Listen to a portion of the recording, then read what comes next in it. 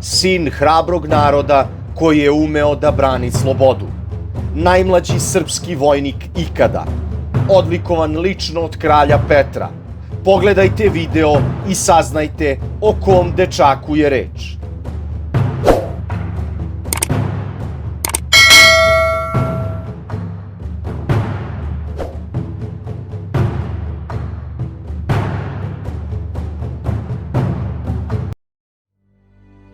Početkom marta meseca 1912. godine desetogodišnji dečak iz Šapca napušta svoje rodno mesto i odlazi u prestonicu. Početkom Balkanskog rata priključuje se dobrovoljcima na Tašmajdanu. Vršeći smotru vojnika, regent Aleksandar Karađorđević upita: šta će ovaj mali ovde? Po naređenju prestolonaslednika Aleksandra, dečaka odvode na dvor i primaju ga u pitomce.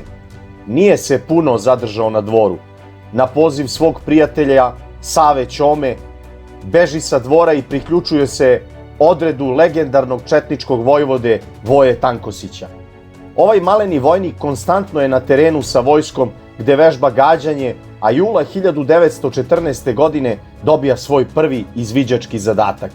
Tako mali, ali već veoma vešt, uspešno je osmotrio položaj neprijatelja preplivavši Dunav i o svemu izvestivši komandu.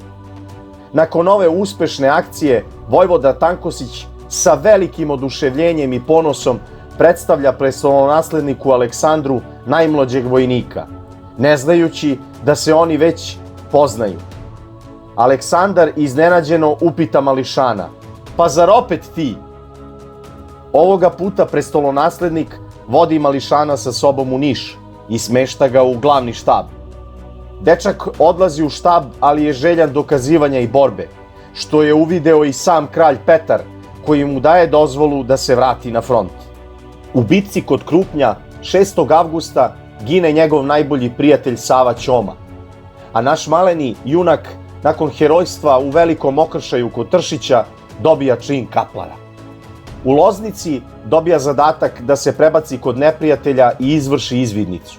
Njegovi saborci odahnuli su pred zoru, kada se pojavio živ i zdrav sa informacijama koje su mnogo značile komandi.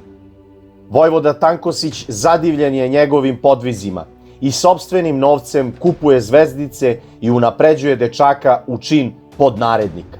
Nakon viteške borbe kod Zvornika biva ranjen. U posetu mu dolazi lično kralj Petar, koji daje naređenje da dečak odmah bude prebačen u regularni puk. U borbi na Šušnjaru biva teško ranjen i hitno je prebačen u bolnicu. U bolnici među ranjenicima otkriva i odmah privodi austrijskog špijuna. Zbog ovog podviga biva nagrađen u čin narednika. Vraća se na front u borbu kod Lazarevca, gde odnosi junačku pobedu. Major Ilić ga odlikuje zlatnom medaljom za hrabrost, a u sledećoj borbi zarobio je 47 neprijateljskih vojnika, a na njegovim grudima nakon tog čina zasijala je druga medalja za hrabrost. Ponovo biva teško ranjen i nakon toga postaje vođa bombaškog odeljenja. Njegov nesvakidašnji podvig na pustoj reci, gde se izborio sa nadmoćnijim neprijateljem, oslobodivši put Lebane Medveđa, dugo se prepričavao. Vest o ovom podvigu i ranjavanju dečaka stigla je i do samog kralja Petra, koji mu istog tog dana na raskrvavljene grudi stavlja treću medalju za hrabrost. Zbog rana nije mogao da se povuče preko Albanije. Kralj lično ostavlja pouzdanog vojnika da glumi ranjenika i čuva dečaka od svih nedaća. Bolnički zatvor mu teško pada, jer mu je želja bila da bude sa svojim saborcima koji su već tada stigli do Soluna. Vojnik koga je kralj angažovao da čuva dečaka organizuje mu bekstvo. Nakon uspešnog bekstva, dečak se danju sakrivao, a noću kretao širom okupirane Srbije. Trčeći neumorno pod rafalima preko ničije zemlje, hvatajući poslednji atom snage, baca se u rov, u zagrljaj našim zadivljenim vojnicima. Plačući od sreće, naši borci u Malom Vitezu vide priviđenje. Naš maleni junak herojski se borio prilikom probijanja Solunskog fronta.